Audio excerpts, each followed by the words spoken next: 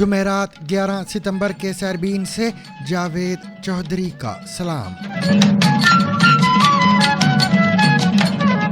یمن پر اسرائیلی فضائی حملے، ہلاکتوں کی تعداد 35 ہو گئی، 131 زخمی۔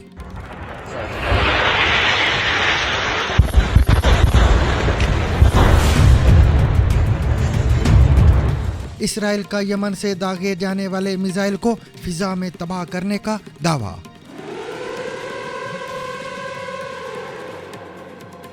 اسرائیل کے قطر میں حملے کے بارے میں ہم مزید کیا جانتے ہیں؟ جس عمارت کو اسرائیل نے نشانہ بنایا وہ رہائشی ہے اور قطری پارلیمنٹ کی عمارت سے تقریباً 15 منٹ کی مسافت پر ہے۔ قطری وزیر اعظم اور وزیر خارجہ شیخ محمد بن عبد الرحمن بن جاسم الثانی نے انکشاف کیا کہ امریکہ نے قطر کو حملہ ہونے کے 10 منٹ بعد اطلاع دی۔ وزیر اعظم پاکستان شہباز شریف ایک روزہ دورے پر قطر روانہ۔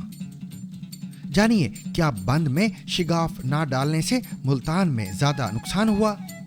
ملتان کے جو علاقے زیر آب آئے ہیں وہاں لوگوں کی ایک شکایت یہ بھی ہے کہ حکومت نے بریچز کرنے میں تاخیر کی ہے، جس کی وجہ سے ان کا نقصان زیادہ ہوا ہے۔ کراچی میں وقفے سے جاری بارش سے نظام زندگی متاثر۔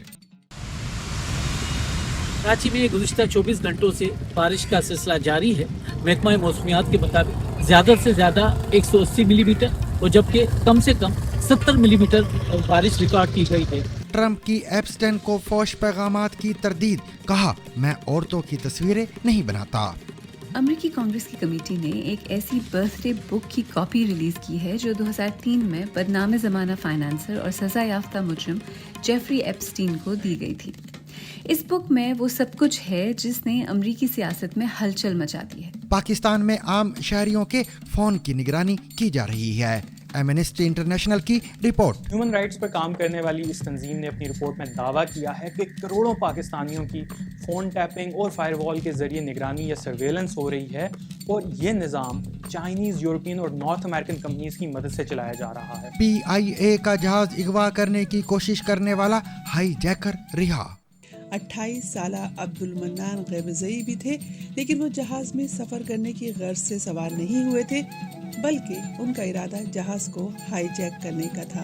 اس کے علاوہ مزید خبریں بھی آج کے سیربین میں شامل رہیں گی، مگر پہلے اہم عالمی خبروں کا خلاصہ۔